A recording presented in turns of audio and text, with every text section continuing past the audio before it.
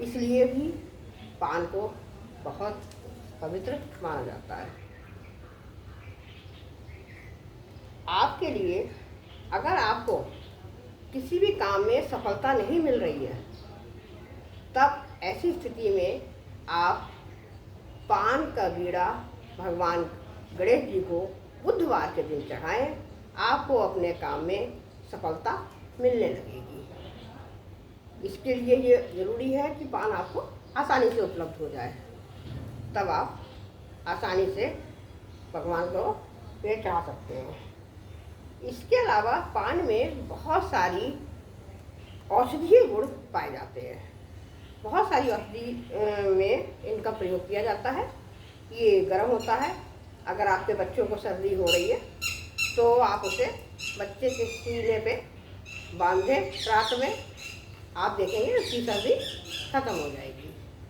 और पान मुंह की दुर्गंध के लिए तो प्रयोग किया ही जाता है। बहुत ज़्यादा पहले के लोग तो बहुत ही ज़्यादा पान खाते थे, और ये स्वास्थ्यवर्धक भी होता है। पाचन शक्ति में भी ये बहुत लाभप्रद है। कि अगर आपको अपच हो रहा है या गैस बन रही है, तब आप पान का प्रयोग करें, आपके पाचन में भी सुधार होगा।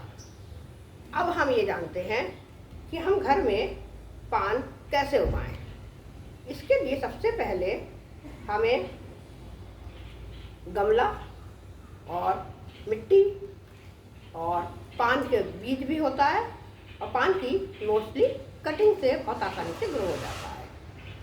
इसके लिए आप गमला थोड़ा बड़ा लें, 12 इंची का लें तो ज़्यादा बेटर होगा, क्योंकि पान की बेल जब बड़ी हो जाती है फिर बार बार आपको शिफ्टिंग करनी पड़ेगी छोटे से बड़े में। इसलिए आप पहले ही ले सकते हैं, ऐसा नहीं है। देखिए ये मैंने अभी ये छोटी सी कटिंग इसी पान की बेल से ये देखिए लगाइए, और कितनी अच्छी स्वस्थ बेल है। तो आप इसे ऐसे भी लगा सकते हैं। इसके लिए जो आप मिट्टी तैयार करेंगे वो भुरभुरी होनी चाहिए, बहुत सख्त मिट्टी नहीं होनी चाहिए।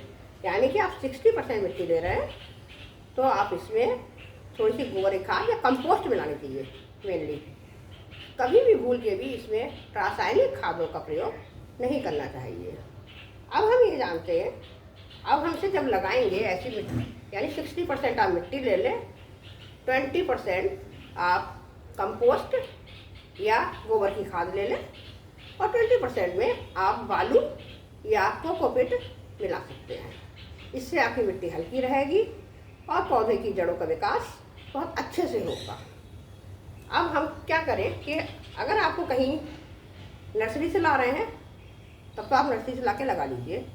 अगर आप नर्सरी से नहीं ला रहे हैं, आपके अगल बगल में कहीं भी आपको पान की बेल दिख जाती है, तब आप उसकी कटिंग भी ले सकते हैं। इस समय बरसाती सीजन अब ख़त्म होने वाला है फिलहाल, लेकिन अभी भी आपकी बेल आराम से लगेगी। ये देखिए मैंने इसी सीजन में लगाई है और ये बहुत ही अच्छे से ग्रो हो रही है। इसके लिए आप कुछ भी देखिए, मैं आपको बताती हूँ। ये देखिए इस तरह से आप इतने ले लीजिए, और इसे आप अपनी जो मिट्टी है, जो आपने मिट्टी तैयार करी है, मिट्टी सबसे बड़ी बात है कि हल्की होनी चाहिए, और इसे आप लेके ये देखिए जितनी हल्की मिट्टी होगी उतनी जल्दी जड़ों का विकास होगा। ये देखिए, और मैं इसी तरह से बहुत सारी बेलें लगाती रहती हूँ।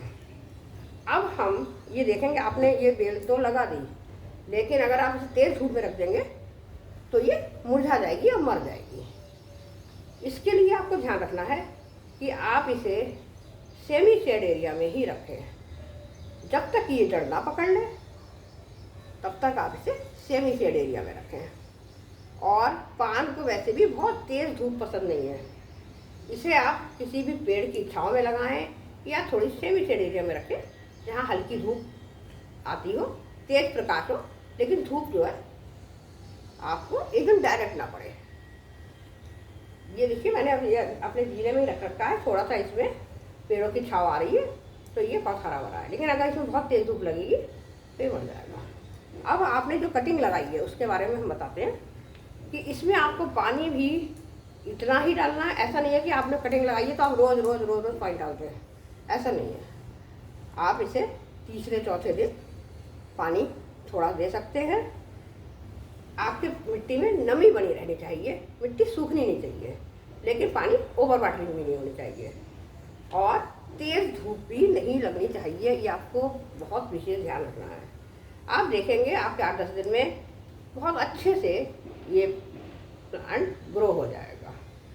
फिर आप रोज़ अपने भगवान गणेश जी को इसमें से पान तोड़ के भगवान गणेश जी को चढ़ा सकते हैं।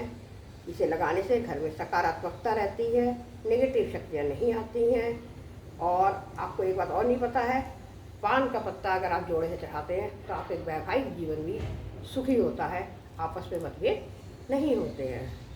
और भगवान गणेश जी को आप चढ़ाइए और अपना जीवन सुखमय बनाइए। धन्यवाद।